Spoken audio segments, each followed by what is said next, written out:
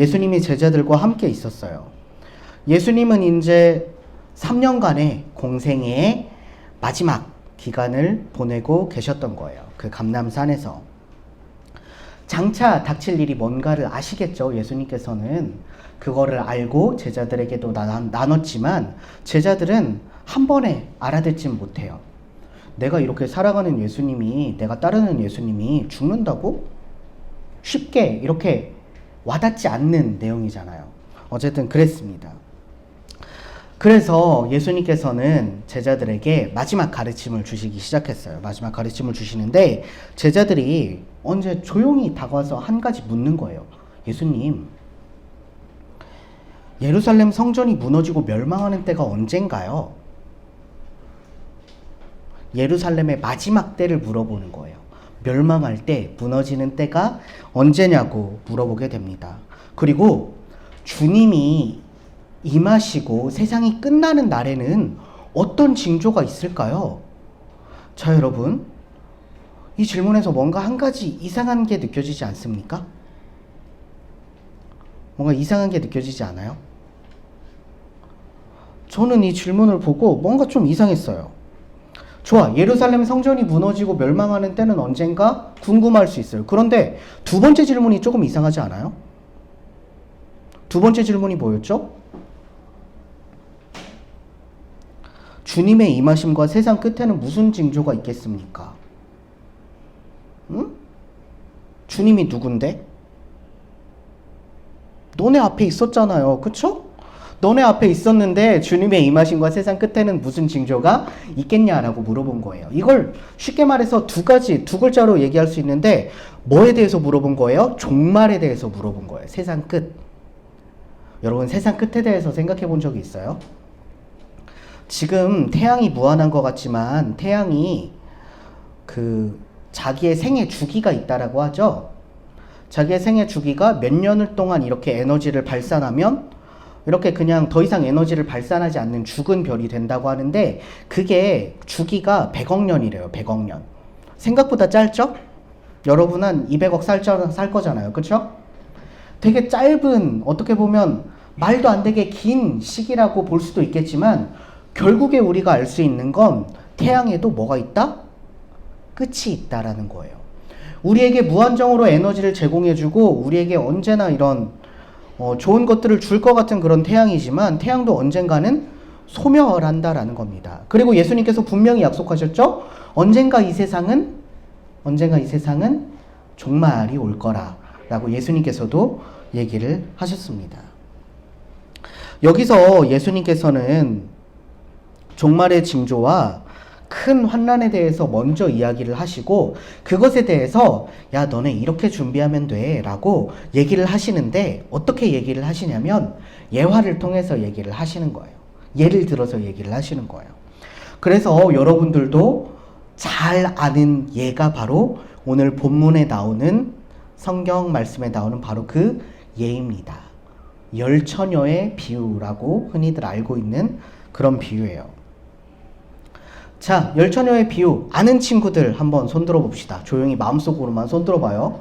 모르는 친구들도 있을 거예요. 그렇죠? 신랑을 기다리는 10처녀가 있습니다. 근데 그 중에 5처녀는 기름을 준비했어요. 그런데 5처녀는 기름을 준비하지 못했어요. 그런데 예정보다 신랑이 늦게 오는 거야. 그렇죠? 원래 10처녀 모두 기름에 등불에 기름은 다 준비했을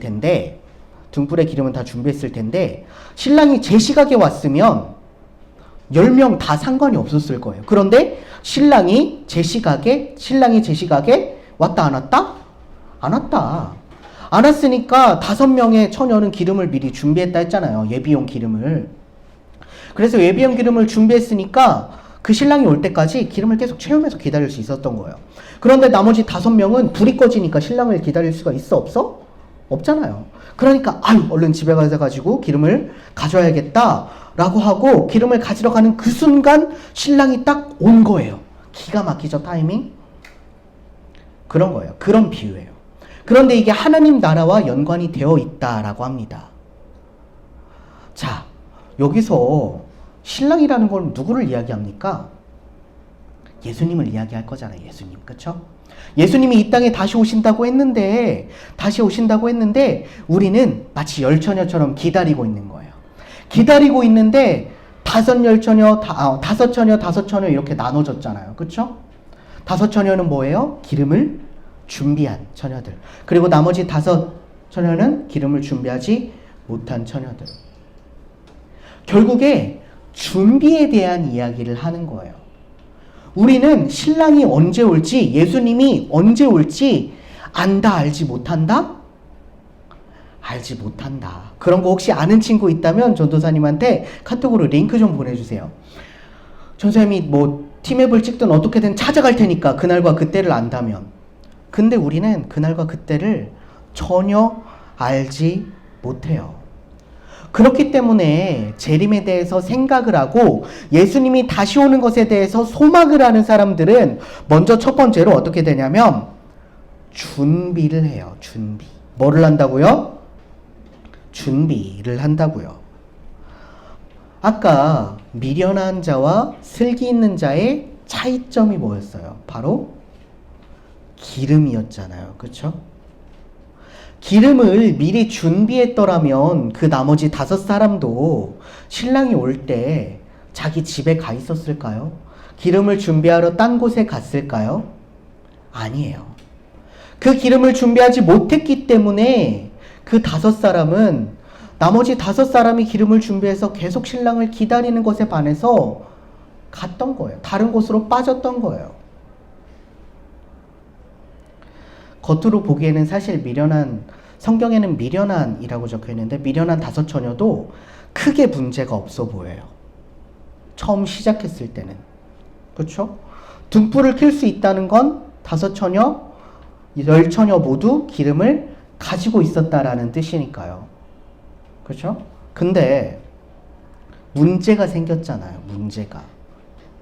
신랑이 제 타이밍에 오지 않았어요. 문제는 그건 거예요. 사실 여러분, 예수님의 재림에 대해서 지금에만 이렇게 이야기를 했을까요? 아니요. 초대교회 때부터 예수님은 계속 재림하실 거라고 했어요. 그리고 예수님의 재림에 대한 징조 같은 것, 세상이 부패하고 서로 싸우고 적그리스도가 나타나고 이단들이 나타나고 그 모든 징후들은 지금에서야 나타난 게 아니라 초대교회 때 2000년 전부터 계속됐다고요. 근데 그 사람들도 예수님이 당장 올 거라고 생각했지만 지금까지 예수님이 오셨습니까? 안 오셨습니까? 안 오셨잖아요. 근데 문제는 여기 있어요. 지금까지 안 왔다고 내일도 안 오리란 법이 있습니까? 그게 없다라는 거예요. 왜냐면 진짜 깜짝 파티 같은 거예요. 진짜 깜짝 파티. 여러분의 생일처럼 매년마다 오는 그런 생일과도 같은 그런 깜짝 파티가 아니라 예수님의 재림은 여러분들의 생일처럼 매년 오는 행사가 아니라 여러분들의 일생에 단 한 번 올 수도 있고 안 올 수도 있지만 내일 당장일 수도 있고 1년 올 수도 있고 여러분들이 죽은 후일 수도 있는 그런 이벤트라는 거예요. 진짜 아무도 모른다라는 거예요. 그래서 그리스도인들은 그날을 소망하며 준비하는 마음으로 기다렸을 겁니다. 편하게 등만 들고 잔치를 즐기러 갈 수도 있었겠지만 기름을 든다는 건 번거로운 거예요. 이것이 바로 그리스도인의 기도고 말씀이고 예배예요. 예수님을 기다릴 때 물론 예수님을 믿고 그냥 기다릴 수 있어요, 여러분. 그냥 기다린다고 예수님께서 우리 보고 뭐라고 하시진 않을 거예요. 그런데 슬기로운 처녀들은 거기에 기름을 준비했다라는 거예요. 이 기름은 여러분들이 예수님이 오기까지 여러분들에게 영적인 공급을 계속 해주는 거예요. 그러한 것들이 뭐라고요? 기도고 말씀이고 찬양이고 예배라고요. 여러분, 이런 것들을 소홀히 하게 되면 당장에는 큰 문제가 없을 것 같아요. 내 등불이 켜져 있으니까.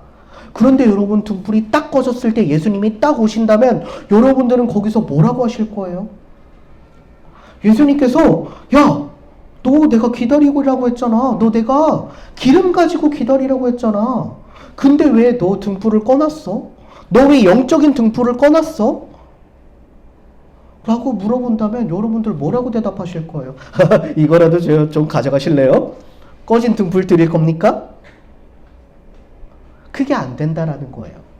마지막 때엔 그게 안 된다라는 거예요. 그래서 여러분들이 영적인 등불을 꺼뜨리면 안 된다라는 거예요. 그런 기름을 계속 준비해야 된다라는 겁니다.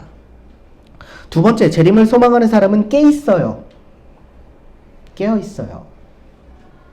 슬기 있는 다섯 처녀는 신랑과 함께 혼인잔치에 들어갔지만 미련한 다섯 처녀는요, 오늘 25장 11절 말씀에 보면 굳게 닫힌 문 앞에서 뭐라고 얘기하냐면 주여 주여 우리에게 열어주세요. 제발 문 좀 열어주세요. 라고 한다는 거예요. 진짜 그들이 신랑을 진짜 평생 기다리겠다는 마음으로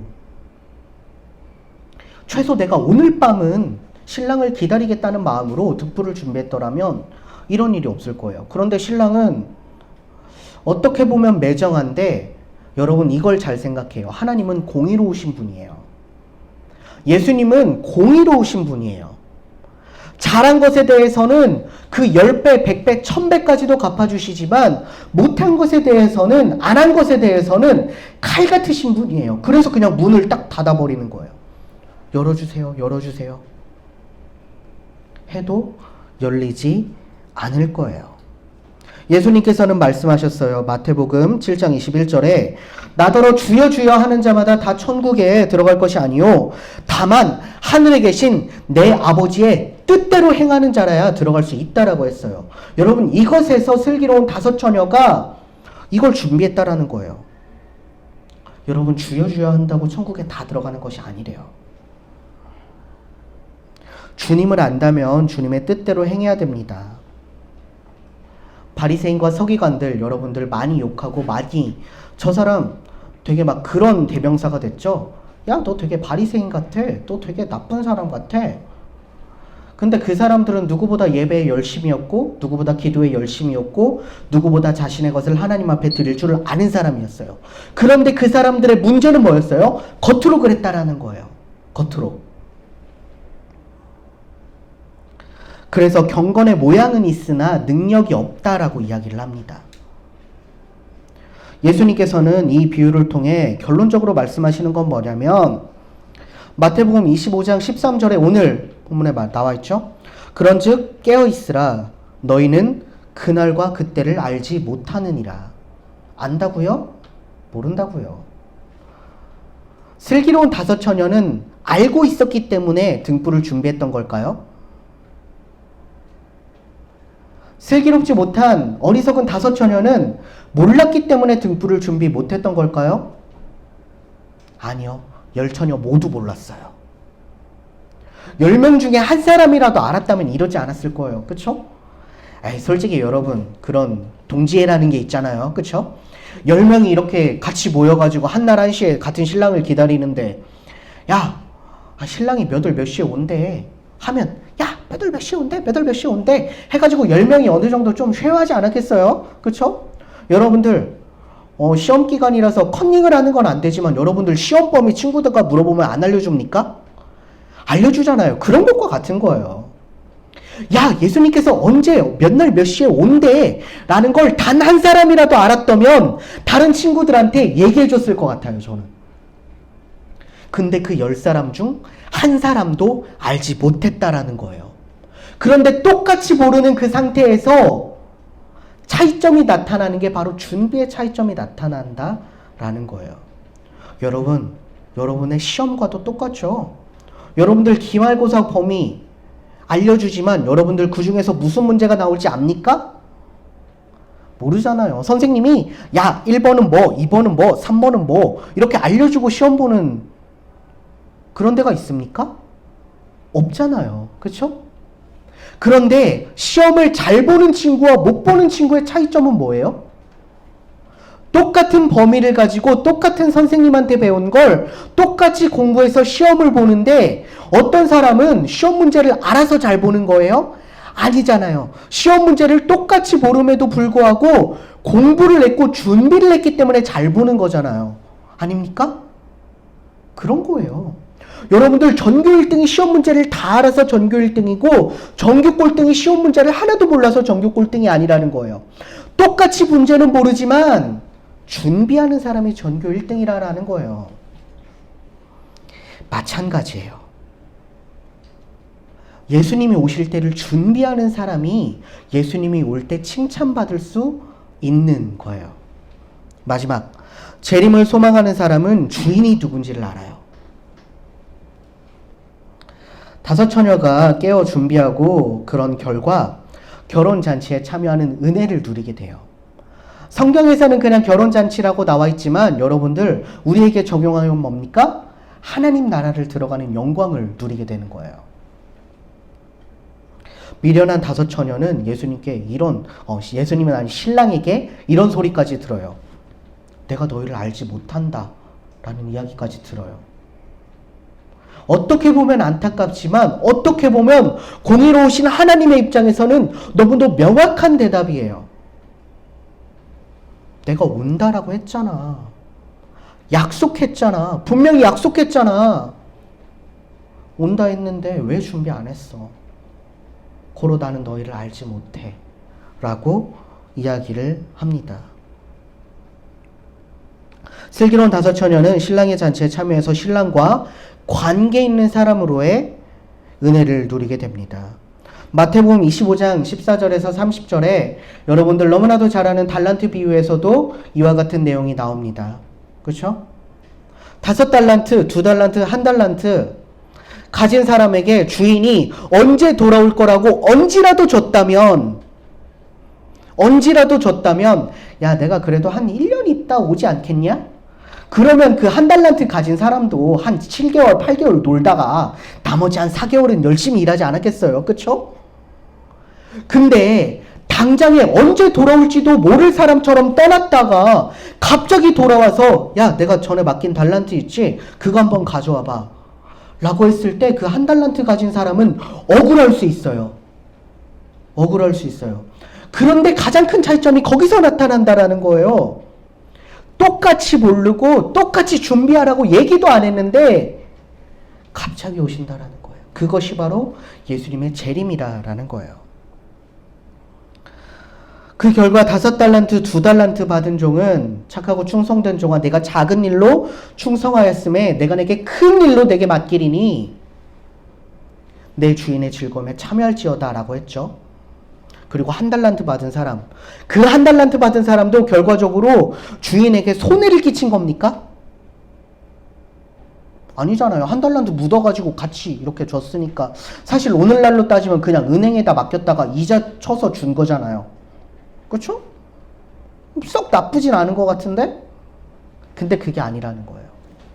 하나님 나라를 기다리는 여러분은 가만히 앉아서 기다리면 안 된다라는 거예요. 예수님께서 솔직히 말해서 그 주인이 솔직히 말해서 1달란트 받았던 그 사람이 자기가 열심히 일했는데 1달란트를 다 까먹었어. 그리고 주인이 왔어요. 주인이 물어봅니다. 야, 너 1달란트 어딨니? 제가요, 주님 진짜 열심히 살아봤는데요. 아이씨, 주식 투자도 해보고 비트코인에도 투자해봤는데 떡락했네요. 열심히 장사도 해보고 뭐도 팔아보고 했는데 하나도 남은 게 없어요. 빈털터리가 됐어요. 그 주인은 뭐라고 했을까요? 괜찮아라고 했을 거예요. 근데 그 종은 주인이 무엇 때문에 화났는지 전혀 모를 거예요. 아니 내가 1달란트 받아가지고 1달란트 똑같이 돌려주면 야 잘했다 또 까먹진 않았네 이래야 정상 아니야? 근데 그게 아니라는 거예요. 여러분 신앙생활도 마찬가지예요. 여러분 예수님을 믿고 여러분들이 구원을 얻었어요. 그건 자명해요. 여러분들은 천국에 갈 수밖에 없는 백성인데 그럼에도 불구하고 예수님께서 심판대 앞에서 야, 너 가은아 너, 하연아 너, 채연아 너 어떻게 살았어? 어떤 그리스도인의 삶을 살았어? 라고 물어봤을 때 하나님 저는 그냥 구원받았으니까요. 그때부터 그냥 뭐 살았어요. 구원 한번 땡 아닙니까? 하나님께 책망받을 거라고요.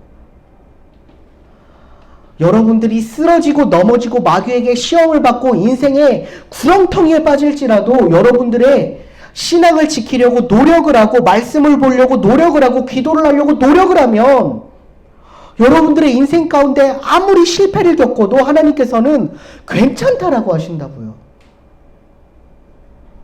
근데 그 노력조차 하지 않고 하나님 구원받았으니까 그 이상 저한테 덜 바라지 마세요 라고 얘기하는 순간 하나님께서는 거기서 실망하신다고요. 재림의 예수님께서는 거기서 실망하신다고요. 지금 우리는 마지막 때를 살아가고 있어요, 여러분. 우리의 신랑 되신 예수님께서는 반드시 오세요. 반드시. 당장 지금 이 예배 가운데도 오실 줄 몰라요. 대박이죠? 여러분들 기말고사가 끝난 친구들에게는 아쉽겠지만 기말고사가 끝나기 전에 친구들에게는 정말 주님이 오신다는 소식이 그것보다 기쁠 수 없을 거예요. 그렇죠? 막 기말고사 시험 전에 빨리 주님 오셨으면 좋겠다. 저도 대학원 시험 볼 때 그랬던 것 같아요. 대학원 시험 볼 때 첫 교시가 끝났는데 영어를 앞두고 주님 빨리 오셨으면 좋겠다. God Jesus 영어 앞두고 그랬던 것 같아요. 주님께서는 언제 어느 시에 오실지 몰라요. 근데 우리는 준비해야 해요. 준비해야 해요. 구원받았다고 땡? 그건 그리스도인의 삶이 절대 아니에요. 제가 여러 번 말했지만 그래요. 그날이 언제일지는 아무도 모르지만 분명한 것은 그날에는 깨어있는 사람과 깨어있지 않은 사람은 드러나게 돼요. 여러분들이 영적인 잠에 빠졌다면 지금은 나타나지 않을지언정 저는 속일 수 있을지언정 친구들은 속일 수 있고 목사님은 속일 수 있을지언정 그날에 예수님은 속이지 못해요. 영적으로 잠에 빠져 있다면.